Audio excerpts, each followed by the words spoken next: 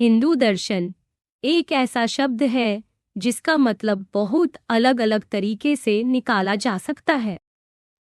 सबसे सीधी बात यह है कि यह भारत की दार्शनिक सोच की परंपरा है, पर कुछ लोग इसे एक ही बड़ी दार्शनिक सोच मान लेते हैं, जैसे सभी हिंदू एक ही सोच रखते हों, लेकिन ऐसा सही नहीं है। हिंदू दर्शन के नाम पर कोई एक सोच नहीं है जो हर हिंदू मानता हो और जो बाकी भारतीय धर्मों से जैसे बौद्ध या जैन से बिल्कुल अलग हो। असल में हिंदू दर्शन उन सोचों का संग्रह है जिनका रिश्ता वेद जैसे मुख्य हिंदू ग्रंथों से है।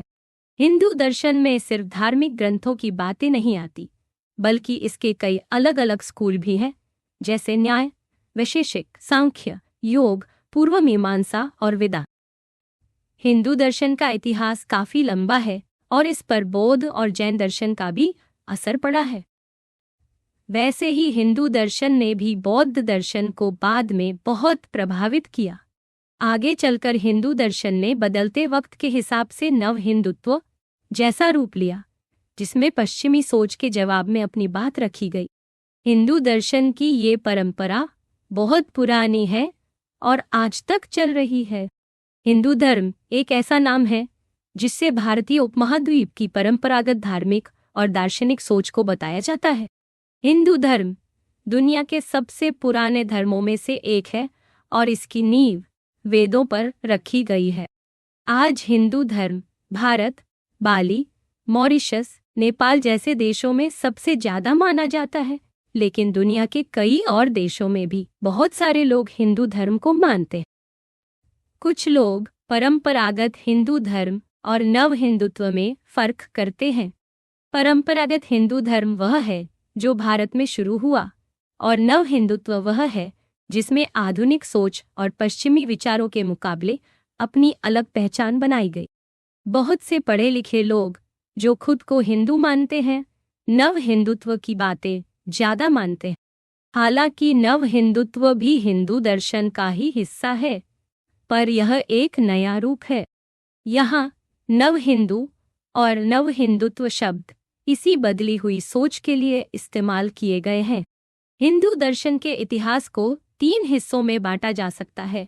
सबसे पहले वेदों और दूसरे धार्मिक ग्रंथों में जो विचार थे, फिर जब दार्शनिक स्कूल बने और आखिर में जब नव हिंदुत्व की सोच आई।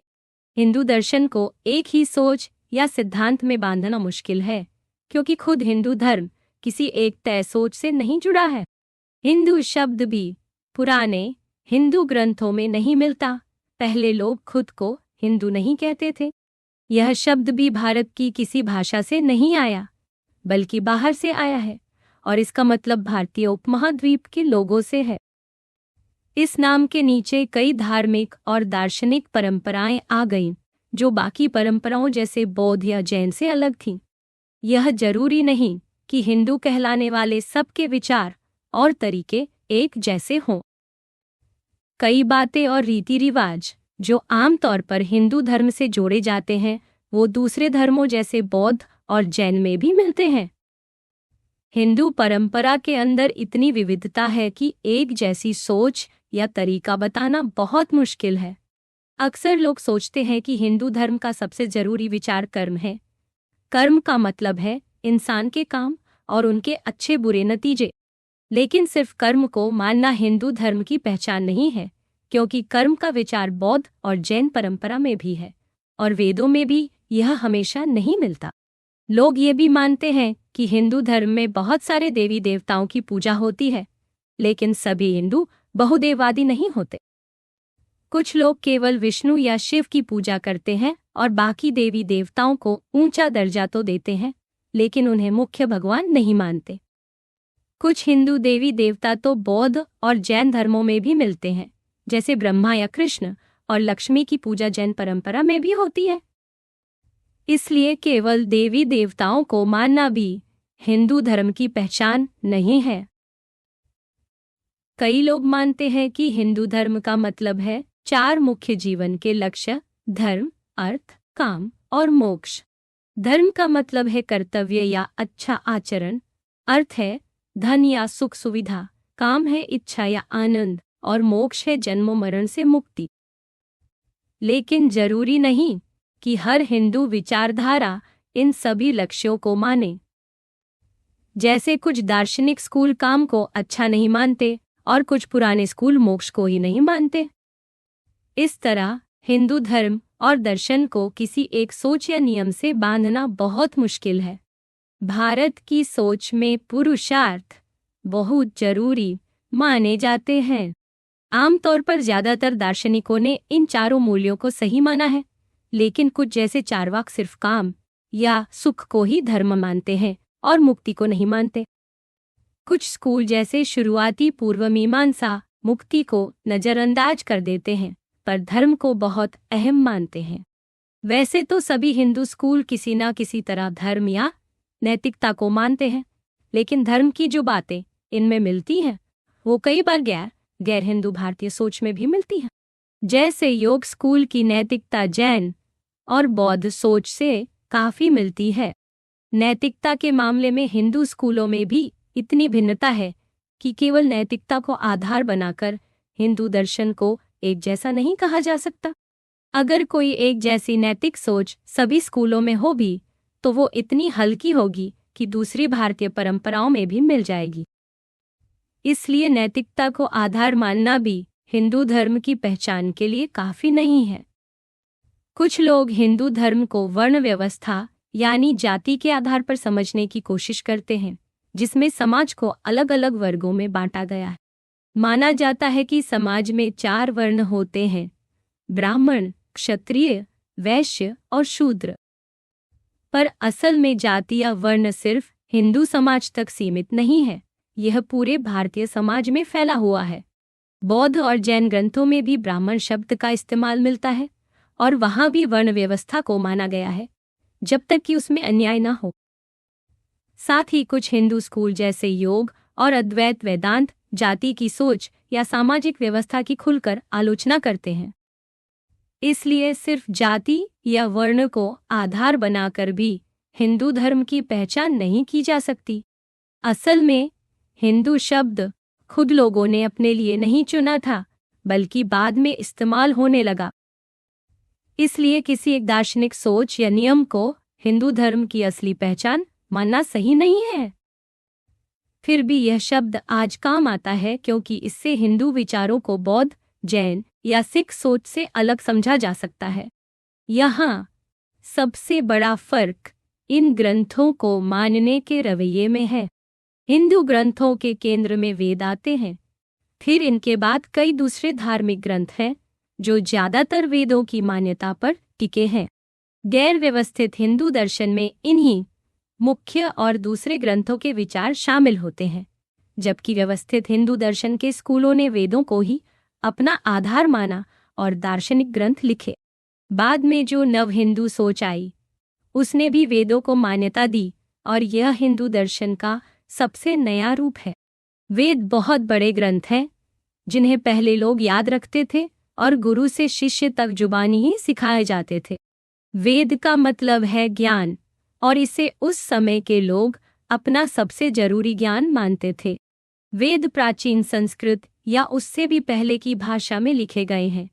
वेद 4 हैं: ऋग्वेद, सामवेद, यजुर्वेद और अथर्ववेद। हर वेद के भी 4 हिस्से होते हैं: मंत्र, ब्राह्मण, आरण्यक और उपनिषद। वेदों का जो मुख्य हिस्सा है उसमें मंत्र यानी पूजा और यज्ञ में बोले जाने वाले शब्द होते हैं। इसके बाद ब्राह्मण नाम के हिस्से में पूजा पाठ और यज्ञ के तरीके बताए गए हैं। इन्हीं दोनों हिस्सों को कर्मखंड कहा जाता है, जहां यज्ञ और पूजा के नियम बताए गए हैं। इस पर ही पूर्व मीमांसा नाम के दार्शनिक स्कूल की सोच टिकी है। कर्मखंड में ज्यादातर देवी देवताओं से मनचाही चीजें मांगने के लिए यज्ञ और पूजा का महत्व बताया गया है। यहाँ पर जीवन में सुख, धन और मनचाहा फल पाने के लिए पूजा पाठ की बात कही गई है। पर यहाँ सिर्फ पूजा और मन्नत की बातें नहीं हैं, बल्कि कुछ मंत्र बहुत गहरे दार्शनिक विचार भी रखते हैं। कई जगह देवी देवताओं को इतना ऊंचा दर्जा दिया गया है कि वो एक परम आत्मा या ब्रह्म के रूप में दिखते हैं, जैसे श्री रुद्र में। कर्मखंड में यह सोच दिखाई देती है कि सारा ब्रह्मांड एक नैतिक व्यवस्था पर चलता है, जिसमें सब कुछ आपसी लेन देन और बलिदान पर टिका है। इस सोच में पूजा, यज्ञ और बलिदान की परंपरा बहुत अहम मानी गई है, जिससे धरती पर सुख शांति बनी रहे। इसी हिस्से में जाति व्यवस्था की भी शुरुआत दिखाई देती है, जिसमें समाज के अलग अलग वर्गों के लिए अलग जिम्मेदारियां तय की गई हैं। जैसे पुरुष सूक्त में बताया गया है कि ब्रह्मांड एक दिव्य पुरुष के बलिदान से बना है और उसके अलग अलग हिस्सों से अलग अलग जातियां बनी हैं। सिर से ब्राह्मण, हाथ से क्षत्रिय, जांघ से वैश्य और पैरों से शूद्र। वैसे तो जाति व्यवस्था पूरे भारत में है, लेकिन वेदों के कर्मखंड को मानने वाले स्कूल इसे एक तरह से ईश्वरीय व्यवस्था मानते हैं। कर्मखंड के बाद वेदों में आरण्यक आते हैं, जिन्हें जंगलों में लिखा और पढ़ा जाता था। इनमें पूजा पाठ की बजाय सोच विचार की बातें ज्यादा होती हैं। इसके बाद वेदों का आखिरी हिस्सा उपनिषद कहलाता है, जहां गुरु और शिष्य के बीच आत्मा, ब्रह्म और सृष्टि जैसे गहरे विषयों पर बातचीत होती है। वेदों की शुरुआत में जहां कर्म यानी काम और यज्ञ पर जोर था, वहीं आखिरी हिस्से में ज्ञान को सबसे जरूरी माना गया। यहाँ ब्रह्म को परम सत्य बताया गया है और आत्मा को भी उसी के बराबर समझा गया है। माना जाता है कि इस सच्चाई को जानने से इंसान सब दुखों से मुक्त हो सकता है और मोक्ष पा सकता है। ब्रह्म या आत्मा को सर्वशक्तिमान, सर्वज्ञ और हर जगह मौजूद बताया गया है, लेकिन यह दुनिया की नजरों से छिपा होता है और इसे सिर्फ सोच विचार और आत्ममंथन से ही जाना जा सकता है। वेदों का यही भाग वेदांत या ज्ञान खंड कहा जाता है और वेदांत स्कूल इसी पर जोर देता है। यहाँ बार बार यह बात आती है कि पूजा पाठ और कर्म से मिलने वाला फल हमेशा के लिए नहीं होता। असली खुशी और मुक्ति सिर्फ सच्चा ज्ञान पाने से मिलती है। इस हिस्से में पूजा पाठ से निराशा भी झलकती है। व्यक्ति और ब्रह्म या आत्मा के रिश्ते को लेकर कई विचार हैं और अलग अलग विद्वानों ने इसे अलग अलग तरीके से समझाया। इसी वजह से उपनिषदों की असली बात पर भी सबका एक मत नहीं है। पुराने समय में वेदों को श्रुति यानी सुनी हुई और दिव्य मानी जाती थी, जबकि स्मृति ग्रंथ वेदों को याद करके उनकी समझ से लिखे गए थे। स्मृति ग्रंथ बहुत सारे हैं और यह वेदों के आधार पर ही बने। वेदों को जहां आम आदमी से दूर और सिर्फ ऊंची जातियों के लिए माना गया था, वहीं स्मृति ग्रंथ आम लोगों के लिए भी लिखे गए थे। ये संस्कृत में लिखे गए, लेकिन बाद में लोक भाषाओं में भी आने लगे। स्मृति ग्रंथ वेदों के कर्मखंड यानी धर्म और ज्ञान खंड यानी मोक्ष के बीच तालमेल बैठाने की कोशिश करते हैं। यहाँ वर्णाश्रम धर्म की सोच मिलती है, जिसमें जाति और जीवन के अलग अलग पड़ावों के हिसाब से इंसान के कर्तव्य और लक्ष्यों को बांटा गया। बचपन और जवानी के बीच ब्रह्मचर्य यानी पढ़ाई लिखाई की जाती है। फिर शादी करके गृहस्थ जीवन शुरू होता है, जिसमें परिवार और पैसे कमाने की जिम्मेदारी निभाई जाती है। इसके बाद वानप्रस्थ में इंसान धीरे धीरे जिम्मेदारियों से हटता है और जंगल में साधना करता है। आखिर में संन्यास आता है, जब इंसान सब कुछ छोड़कर सिर्फ मोक्ष पर ध्यान देता है। स्मृति ग्रंथ मुख्य रूप से 3 तरह के होते हैं और इनका अंदाज और भाषा अलग अलग होती है। स्मृति ग्रंथों में सबसे ज्यादा पहचाने जाने वाले ग्रंथ महाभारत और रामायण हैं। महाभारत की कहानी 2 राजकुमारों के बेटों के बीच युद्ध पर टिकी है, जिसमें भगवान कृष्ण दोनों पक्षों के रिश्तेदार होते हैं। कृष्ण यहाँ मुख्य किरदार नहीं है, लेकिन बहुत अहम भूमिका निभाते हैं। रामायण में राम की कहानी है, जिसमें वे रावण को हराकर अपनी पत्नी सीता को वापस लाते हैं। दोनों यानी राम और कृष्ण को विष्णु का अवतार माना गया है। महाभारत और रामायण को इतिहास कहा जाता है। इन दोनों में सिर्फ कहानी नहीं, बल्कि बहुत गहरी दार्शनिक और नैतिक बातें भी हैं। महाभारत का सबसे मशहूर हिस्सा भगवद गीता है, जिसे अक्सर एक अलग ग्रंथ की तरह भी माना जाता है। भगवद गीता में भगवान कृष्ण युद्ध के मैदान में अर्जुन को जीवन, कर्तव्य, धर्म और मोक्ष पर ज्ञान देते हैं। अर्जुन युद्ध करने को लेकर दुखी होता है, तब कृष्ण उसे उसके धर्म की याद दिलाते हैं। कृष्ण कहते हैं कि इंसान को अपने कर्तव्य को पूरे मन से करना चाहिए, लेकिन उसका फल ईश्वर पर छोड़ देना चाहिए। इसी सोच को कर्मयोग कहते हैं। इसके अलावा कृष्ण ज्ञान योग और भक्ति योग की बात भी करते हैं। ज्ञान योग में सच्चे ज्ञान से मोह को खत्म करना बताया गया है। भक्ति योग में अपने सारे कामों का फल भगवान को अर्पित करने की बात आती है। कृष्ण मानते हैं कि ये सभी रास्ते इंसान को मोक्ष तक पहुंचा सकते हैं, क्योंकि असली रुकावट मोह और फल की इच्छा ही है। पुराण का मतलब है कहानी या इतिहास। पुराणों में मुख्य रूप से देवी देवताओं की उत्पत्ति और उनके कारनामों की बातें मिलती हैं।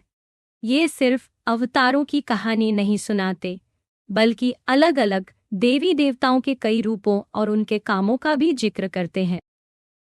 पुराण वेदों के बाद के समय के ग्रंथ माने जाते हैं। पुराण बहुत सारे हैं, लेकिन भागवत पुराण सबसे ज्यादा मशहूर है। भागवत पुराण को खास माना जाता है क्योंकि कई लोग इसे सबसे बड़ा और सच्चा धार्मिक ज्ञान मानते हैं। आजकल यही सोच हरे कृष्णा आंदोलन के रूप में भी दिखती है। भागवत पुराण के अनुसार ब्रह्म यानी परम सत्य खुद ही सृष्टि बन जाता है, लेकिन फिर भी उसकी पहचान अलग रहती है। यहाँ विष्णु को ब्रह्म बताया गया है और भक्ति को मुक्ति का सबसे जरूरी रास्ता माना गया है। इसमें कहा गया है कि जब इंसान पूरी तरह भक्ति में डूब जाता है, तभी उसे असली मुक्ति मिलती है। भागवत पुराण में भक्ति और कर्मयोग दोनों की बात की गई है और जीवन में कृष्ण भक्ति को सबसे ऊंचा स्थान दिया गया है। नैतिकता के मामले में यहाँ भी वर्णाश्रम धर्म की परंपरा दिखती है, लेकिन साथ ही भागवत धर्म की बात भी आती है, जिसमें भक्त बनने के नियम और भक्ति का तरीका बताया गया। धर्मशास्त्र का मतलब है धर्म के नियम बताने वाले ग्रंथ। ये ग्रंथ मुख्य रूप से ब्राह्मणों द्वारा लिखे गए और समाज में जाति व्यवस्था और कर्तव्यों को मजबूत करने के लिए बने थे।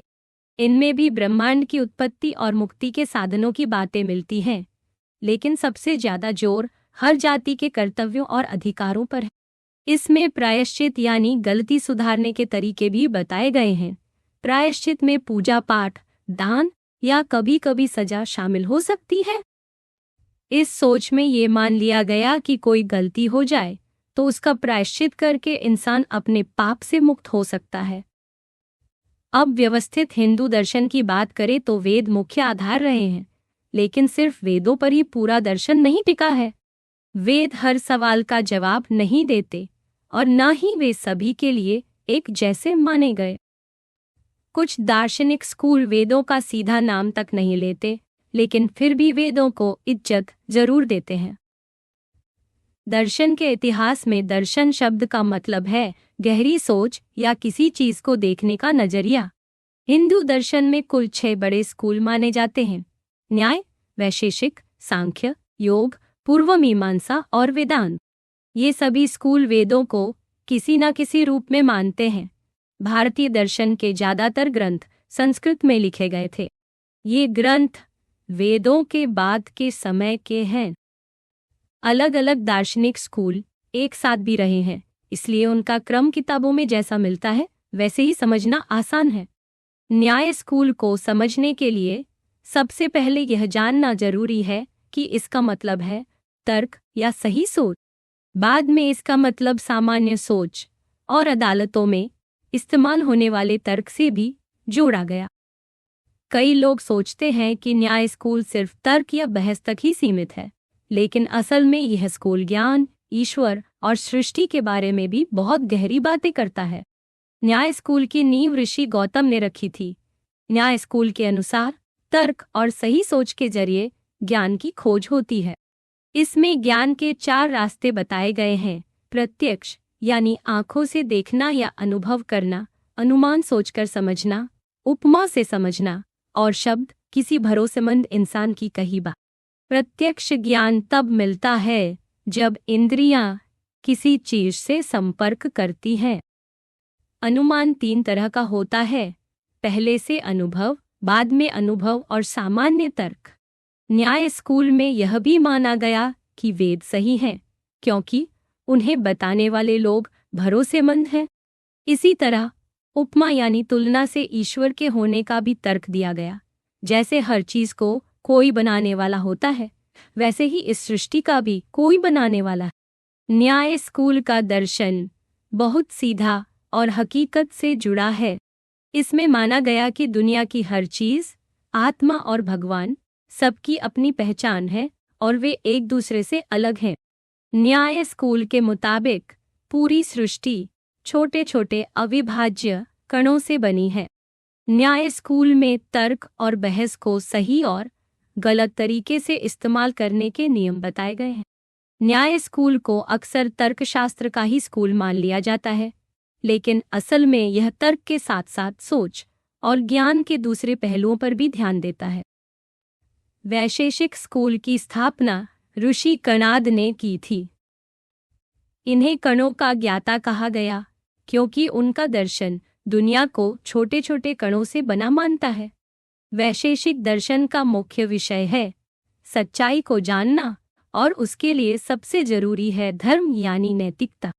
वैशेषिक स्कूल के हिसाब से धर्म वही है जो इंसान को सुख, संपत्ति और मोक्ष तक ले जाता है।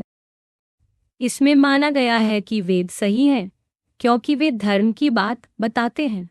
वैशेषिक दर्शन में दुनिया की हर चीज को 6 हिस्सों में बांटा गया है। द्रव्य यानी चीजें, गुण यानी उनका स्वभाव, कर्म यानी उनका काम, सामान्य यानी जो कई चीजों में मिलता है, विशेष यानी जो एक ही चीजों में खास हो, और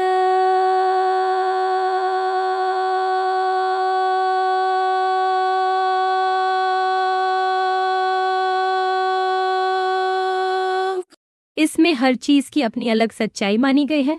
जैसे चीजें, उनके गुण, उनका काम, सामान्य और विशेष, ये सब सच हैं और एक दूसरे से अलग हैं। वैशेषिक स्कूल में यह भी माना गया कि असली सच्चाई को जानना एक तरह का नैतिक गुण है जिससे इंसान के पाप दूर होते हैं और मोक्ष मिलता है। इसमें 2 तरह का धर्म बताया गया है, एक जो दुनियादारी में है और एक जो उससे दूर हटकर असली ज्ञान की ओर ले जाता है। इस स्कूल में यही सिखाया गया है कि असली ज्ञान पाने से ही इंसान को सच्चा सुख, संपत्ति और आखिर में मुक्ति मिलती है। सांख्य शब्द का मतलब है गिनती या सूची बनाना। इसका मकसद है चीजों को समझना और अलग अलग हिस्सों में बांटना। सांख्य दर्शन को सबसे पुराना स्कूल भी माना जाता है। इसे कपिल मुनि से जोड़ा जाता है, हालांकि उनके कोई लिखे हुए ग्रंथ आज हमारे पास नहीं है। सांख्य दर्शन की कई बातें वेदों के आखिरी हिस्सों और उपनिषदों में भी मिलती हैं। यह दर्शन वेदों की तरह ही भारतीय परंपरा में धीरे धीरे विकसित हुआ। सांख्य के मुताबिक यह सृष्टि 2 चीजों के मिलने से बनी है, एक है प्रकृति यानी नेचर और दूसरा है पुरुष यानी चेतना। प्रकृति से मतलब है वह सब कुछ जो भौतिक है, जिसमें 3 गुण होते हैं, सत्व, रज और तम। सत्व गुण शांति और खुशी देता है, रज गुण काम और बेचैनी पैदा करता है और तम गुण सुस्ती और अज्ञानता लाता है। पुरुष सिर्फ चेतना है, यानी मैं जो सब कुछ देखता और महसूस करता है। पुरुष हमेशा प्रकृति से अलग रहता है, लेकिन जब वो प्रकृति के साथ जुड़ता है तो शरीर, मन और बुद्धि का अनुभव करता है। सांख्य के अनुसार मन और बुद्धि भी प्रकृति का ही हिस्सा है, पुरुष का नहीं। पुरुष केवल साक्षी है, वह खुद कोई काम नहीं करता, वह बस देखता और महसूस करता है। जो भी काम होते हैं वे प्रकृति के गुणों से ही होते हैं। सांख्य में माना गया है कि प्रकृति और पुरुष का मिलना इसलिए होता है ताकि पुरुष अपने असली स्वरूप को जान सके। जब किसी इंसान में सत्व गुण बढ़ जाता है तब वह अपने भीतर की सच्चाई को समझ पाता है और उसे मुक्ति मिल जाती। मुक्ति का मतलब है कि पुरुष अब प्रकृति के असर से आज़ाद हो जाता है। लेकिन यह मुक्ति ऐसे नहीं कि सब खत्म हो जाए, बल्कि जैसे कुम्हार का चाक घूमना तब भी चलता रहता है जब कुम्हार ने उसे घुमाना छोड़ दिया हो, वैसे ही मुक्ति के बाद भी शरीर और दुनिया चलती रहती है, लेकिन पुरुष अब बंधन में नहीं रहता। सांख्य दर्शन के 3 गुणों की चर्चा कभी कभी पश्चिमी दर्शन में प्लेटो की सोच से भी मिलती जुलती लगती है, लेकिन दोनों की बातें अपने अपने ढंग से अलग हैं। ऐसे में दोनों परंपराओं का मेल बस एक संयोग लगता है, कोई सीधा संबंध नहीं है। योग दर्शन की बात करें तो इसमें भी सांख्य जैसी ही बातें मिलती हैं। योग दर्शन के सबसे बड़े ग्रंथ पतंजलि के योग सूत्र हैं। योग दर्शन में भी माना गया है कि सृष्टि 2 चीजों से मिलकर बनी है, प्रकृति यानी नेचर और पुरुष यानी चेतना। प्रकृति के 3 गुण होते हैं, तमस, रजस और सत्व, और जब किसी इंसान में सत्व गुण बढ़ जाता है तब उसे सच्चा ज्ञान मिल सकता है। पर योग दर्शन सांख्य से एक बात में अलग है। सांख्य में पुरुष सिर्फ दर्शक है, यानी बस देखने वाला, लेकिन योग दर्शन में पुरुष यानी आत्मा को कर्म करने वाला यानी मन का स्वामी भी माना गया है। योग दर्शन में मुक्ति पाने के लिए केवल ज्ञान काफी नहीं है, बल्कि मन को शांत करने और अनुशासन में लाने के व्यावहारिक तरीके भी बताए गए हैं। योग सूत्र में कहा गया है कि मन की हलचल ही मुक्ति में सबसे बड़ी रुकावट है, इसलिए मन को पूरी तरह शांत करना जरूरी। इसके लिए योग में 8 अंग बताए गए हैं, जिन्हें अष्टांग योग कहते हैं।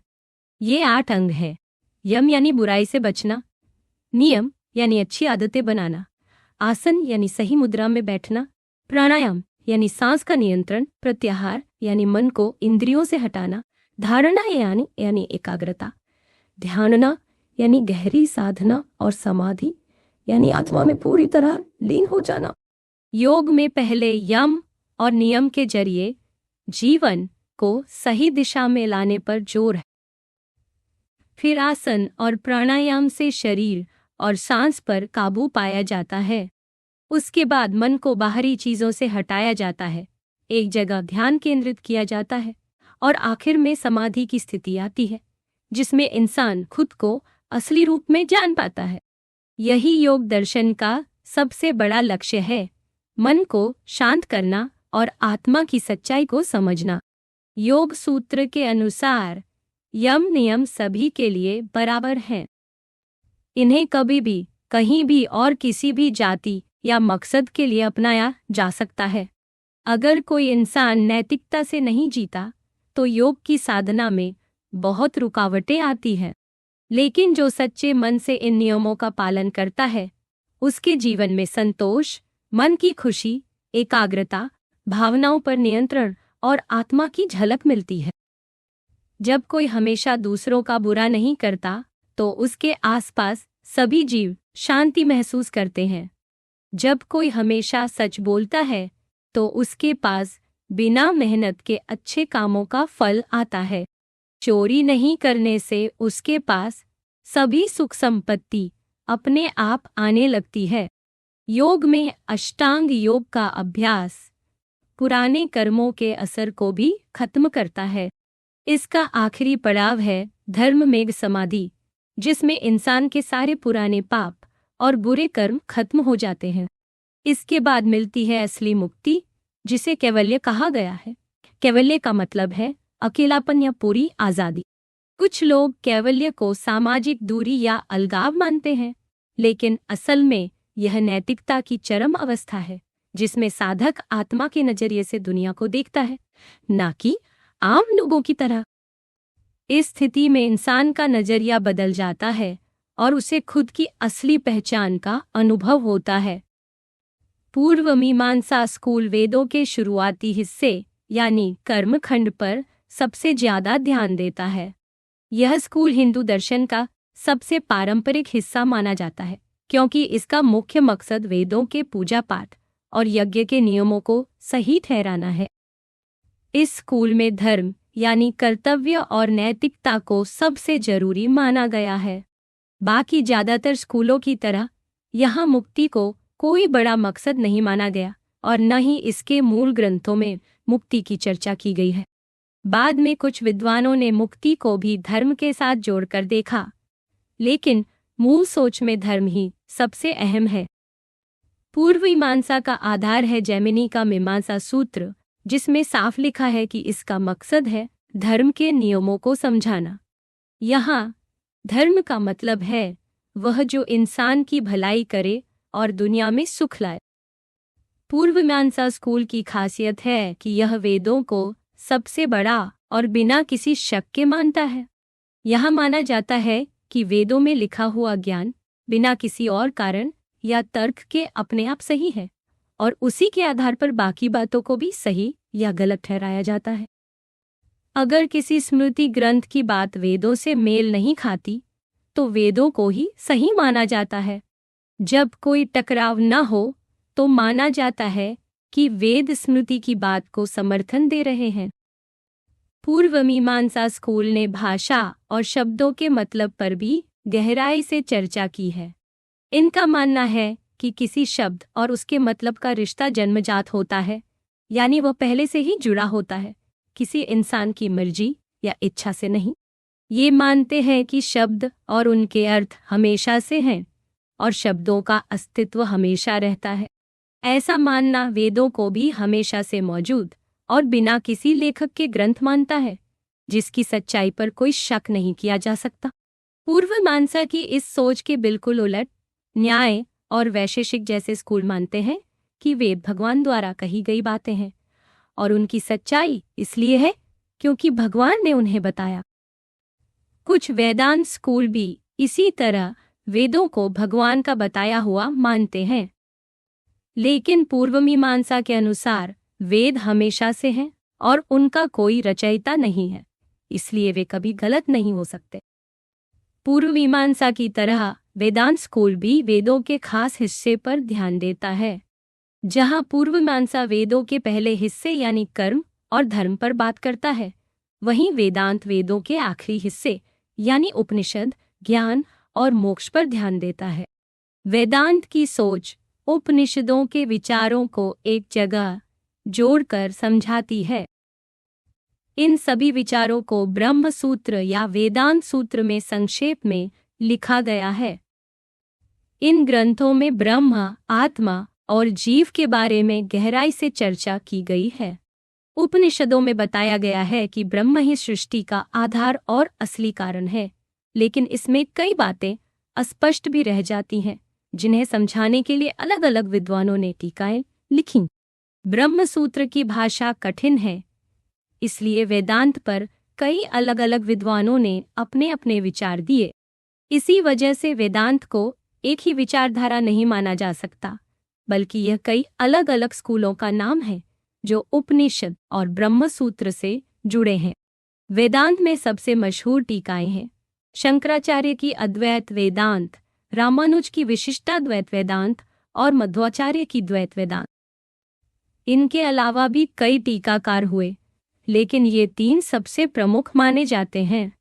इन टीकाओं के आधार पर वेदांत को मुख्य रूप से 4 हिस्सों में बांटा जाता है: भेदाभेद, अद्वैत, विशिष्टाद्वैत और द्वैत।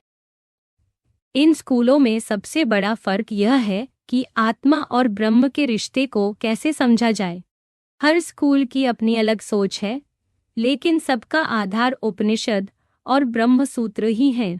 भेदाभेद के अनुसार ब्रह्म खुद ही सृष्टि में बदल जाता है, लेकिन फिर भी वह अपनी असली पहचान बनाए रखता है। मतलब ब्रह्म और सृष्टि दोनों अलग भी हैं और एक भी हैं। यही सोच भेदाभेद के नाम में भी दिखती है। तीनों बड़े टीकाकारों में आत्मा, ब्रह्म और सृष्टि के रिश्ते को लेकर मतभेद जरूर है, लेकिन वेदों और उपनिषदों की अहमियत, मोक्ष की तलाश और नैतिकता को सभी ने जरूरी माना है। इन सब में किसी न किसी रूप में ज्ञान और मोक्ष को जीवन का सबसे बड़ा लक्ष्य बताया गया है।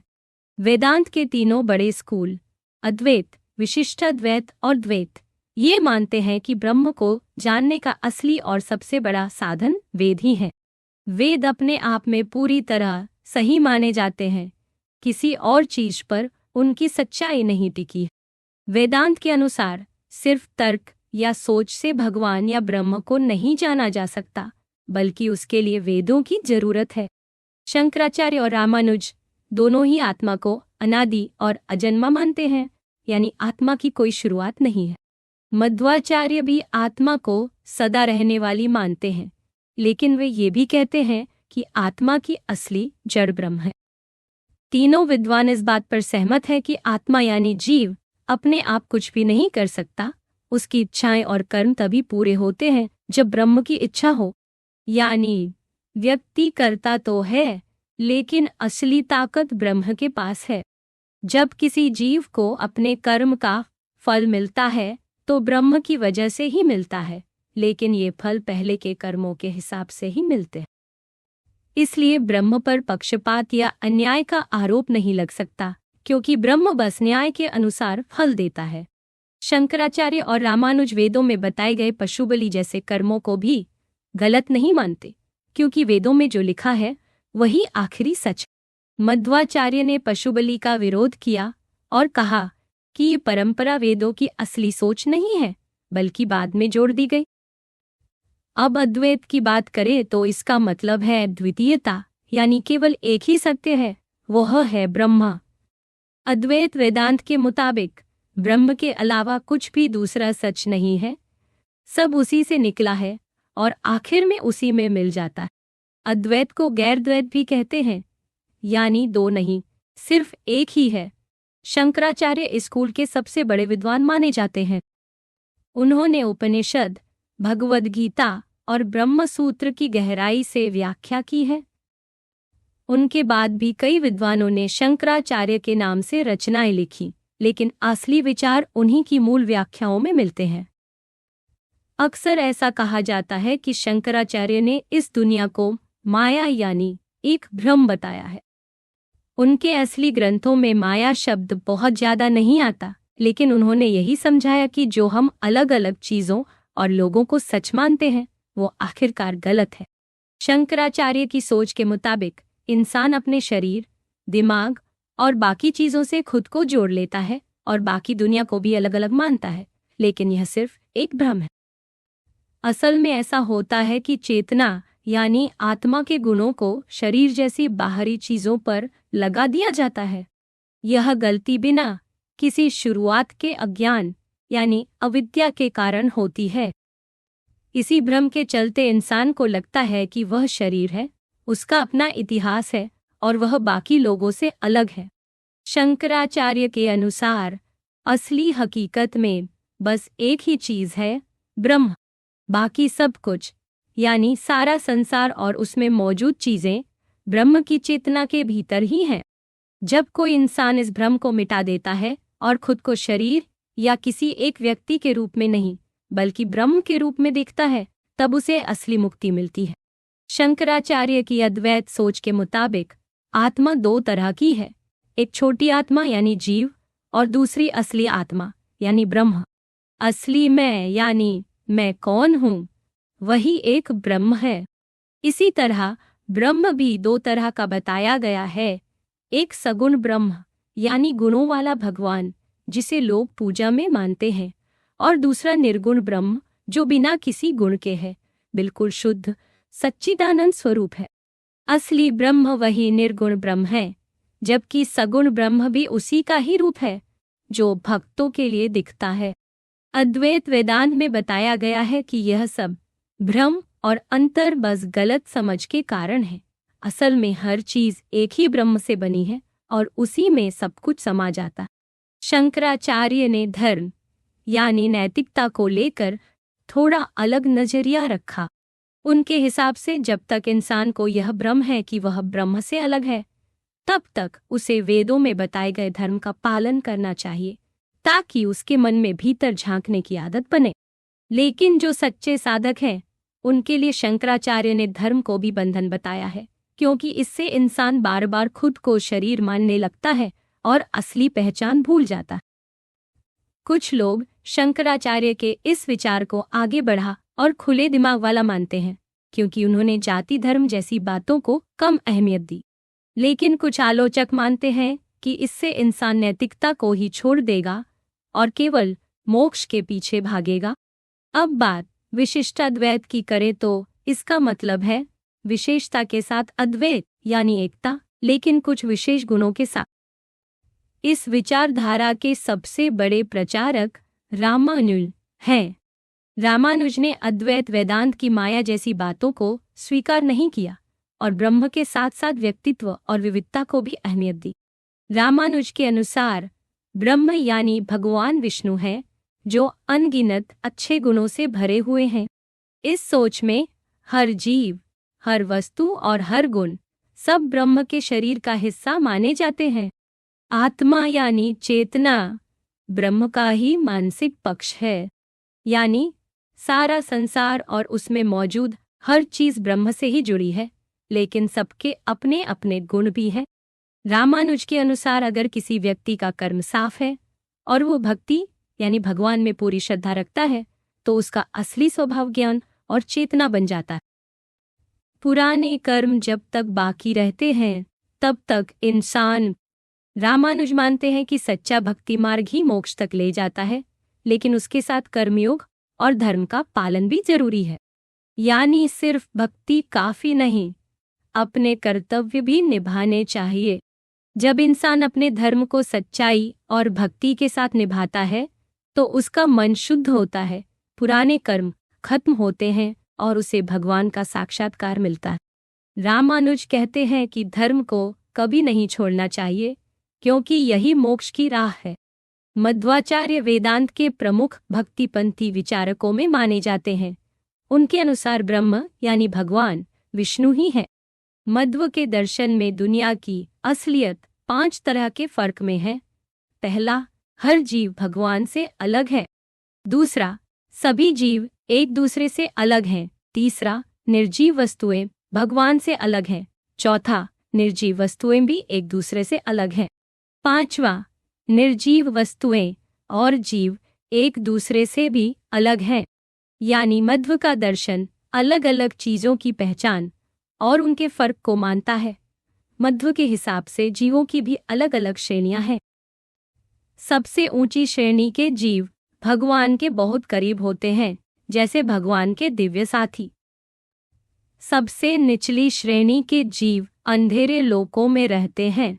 जीवों की ये श्रेणी हमेशा के लिए तय मानी जाती है, यानी जो निचले स्तर के हैं वे हमेशा वहीं रहेंगे। बीच की श्रेणी में भगवान, देवता और अच्छे लोग आते हैं जो मुक्ति के योग्य होते हैं। बाकी आम जीव हमेशा जन्म मरण के चक्र में घूमते रहते हैं। मध्व का मानना है कि मोक्ष उसी को मिलता है जो इन 5 तरह के फर्क को और जीवों की श्रेणी को समझ लेता है। लेकिन असली मुक्ति देना भगवान के हाथ में ही है और भगवान को सबसे ज्यादा प्रिय है सच्ची भक्ति। भारतीय दर्शन का विकास अकेले में नहीं हुआ, बल्कि हिंदू, बौद्ध और जैन विचारधाराएं एक दूसरे को प्रभावित करती रही हैं। शुरुआत में जब वेदों के कर्मकांड प्रमुख थे, तब पशुबलि आम बात थी। बाद में बौद्ध और जैन धर्मों ने इस पर कड़ा विरोध किया। जैन धर्म में अहिंसा को सबसे बड़ा धर्म माना गया और यहीं से शाकाहार को लेकर कड़ा रुख शुरू हुआ। धीरे धीरे ये बातें हिंदू समाज में भी आ गई और अब बहुत से हिंदू मांसाहार को गलत मानते हैं। यह बदलाव जैन धर्म की आलोचना और अहिंसा की सीख से आया। योग दर्शन में जो यम नियम बताए गए हैं उनमें भी अहिंसा की बात है, जो हूबहू जैन धर्म की बड़ी प्रतिज्ञाओं जैसी है। इससे लगता है कि योग दर्शन पर भी जैन विचारों का असर रहा है। साथ ही योग में, धर्म में समाधि जैसी बातें बौद्ध विचारधारा से भी जुड़ती दिखती हैं। दर्शन के स्तर पर देखा जाए तो उपनिषदों की गहराई और ब्रह्म का विचार भी आगे चलकर बौद्ध दर्शन में दिखने लगा। बौद्ध विचारधारा में चेतना मात्र या शून्यता जैसे विचार आए, जो कहीं न कहीं उपनिषदों के ब्रह्म विचार की छाया में नजर आते हैं। इस तरह भारतीय दर्शन में हर सोच ने किसी न किसी तरह एक दूसरे को प्रभावित किया है। बौद्ध विचार में 2 तरह की सच्चाई का सिद्धांत मिलता है, एक साधारण सच जो आम जीवन में दिखता है और दूसरा अंतिम सच जो भेद को नकारता है। ऐसा ही कुछ विचार उपनिषदों में भी देखा जा सकता है।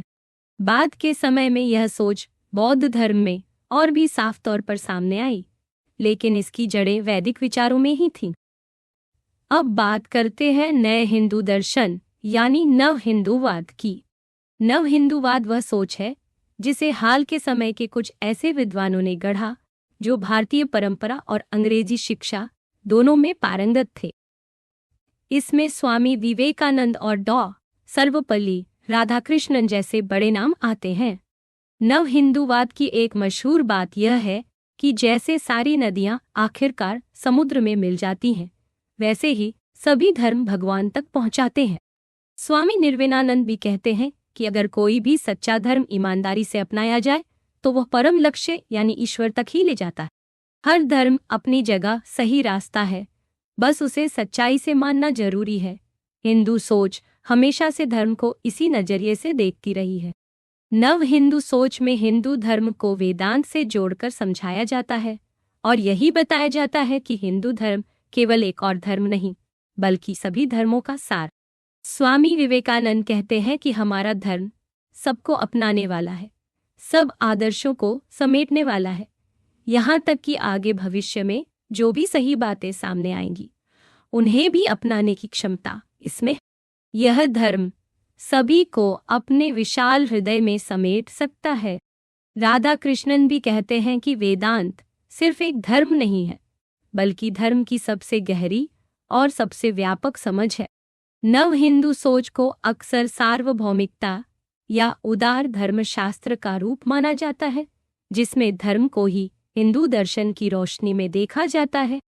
नव हिंदूवाद और पुरानी समावेशी सोच में फर्क यह है कि पुरानी सोच में यह माना जाता था कि अगर कोई दूसरा धर्म कुछ सही बातें मानता है तो वह भी परमात्मा तक पहुंच सकता है। वहीं नव हिंदू सोच के अनुसार हर धर्म और हर पूजा पद्धति अपने अपने स्तर पर सही है, क्योंकि सबका मकसद एक ही है, परमात्मा तक पहुंचना। यहाँ किसी धर्म या देवी देवता में भेद नहीं किया जाता, सबको इंसानी कोशिश के रूप में देखा जाता है। नव हिंदू सोच आमतौर पर खुद को नई परंपरा या अलग धर्म नहीं मानती, बल्कि यह वेदांत के उदार पहलुओं को दोहराती है, जिसमें हर धर्म हर विश्वास एक ही परम सत्य की ओर बढ़ते हैं। शंकराचार्य के अनुसार ब्रह्म को दो भागों में समझा गया है। ऊंचा ब्रह्म ब्रह्म जो बिल्कुल निराकार और निर्गुण है, और नीचे ब्रह्म सगुण ब्रह्म जिसमें देवताओं जैसी बातें जोड़ दी जाती है। असल में ऊंचा ब्रह्म ही सच्चा शाश्वत सत्य है, जबकि सगुण ब्रह्म और देवताओं की कल्पना इंसान के मन की बनावट है। नव हिंदू सोच यही मानती है कि हर धर्म में भगवान की जो भी कल्पना है वो असल ब्रह्म की छवि नहीं है, बल्कि सब लोग अपनी समझ और जरूरत के हिसाब से ईश्वर की छवि बनाते हैं। आय ब्रह्म एक है जो किसी भी धर्म या मूर्ति से परे है। इसी सोच की वजह से नव हिंदूवाद हर धर्म और पूजा पद्धति को बराबर समझता है। सब रास्ते एक ही परमात्मा की ओर जाते हैं, चाहे तरीका कोई भी हो। कुछ लोग नव हिंदू सोच पर यह भी सवाल उठाते हैं कि यह खुद को सबका स्वीकार्य मानता है, लेकिन असल में यह सिर्फ अपनी ही सोच को सच्चा बताता है और बाकी सबको उसी नज़र से देखता है। इसके जवाब में कहा जाता है कि नव हिंदूवाद असल में पुराने विचारों को नई रोशनी में समझने और समझाने की कोशिश है, न कि सभी धर्मों को जबरदस्ती एक जैसा बताने की कोशिश। आलोचक यह भी कहते हैं कि नव हिंदूवाद इतिहास को अपने हिसाब से देखता है, जबकि पुराने समय के बहुत से हिंदू दार्शनिक जैसे रामानुज या मध्व ईश्वर को एक ही तरह से नहीं मानते थे और न ही सब देवी देवताओं को बराबर मानते थे। शंकराचार्य ने भी अपने समय में कभी यह नहीं कहा था कि हर पूजा या धार्मिक काम बराबर है, लेकिन फिर भी नव हिंदू सोच का कहना है कि वह बस एक खास रास्ते या विचारधारा को आगे बढ़ा रही है, पूरी हिंदू परंपरा को नहीं। अब आखिर में बात करें तो हिंदू दर्शन में हर बड़ी बात पर अलग अलग राय मिलती है। भगवान एक है या अलग अलग? वेदों का असली मतलब क्या है? नैतिकता का असली रूप क्या है? क्या पशु बलि ठीक है या अहिंसा जरूरी है? मोक्ष की जरूरत है या नहीं? आत्मा क्या है? एक ही है या बहुत सारी है? इन सब सवालों पर अलग अलग विचार और तर्क मिलते हैं। यही वजह है कि हिंदू दर्शन एक बंद या ठहरा हुआ विचार नहीं, बल्कि हर दौर में नया रूप लेता रहा है। जैसे जैसे समय बदला, सोच और बहसें भी बदलें। इसी वजह से आज भी हिंदू दर्शन एक जीवंत, बदलता हुआ विचार है, जो आज के दौर में भी उतना ही प्रासंगिक है जितना पुराने जमाने में था।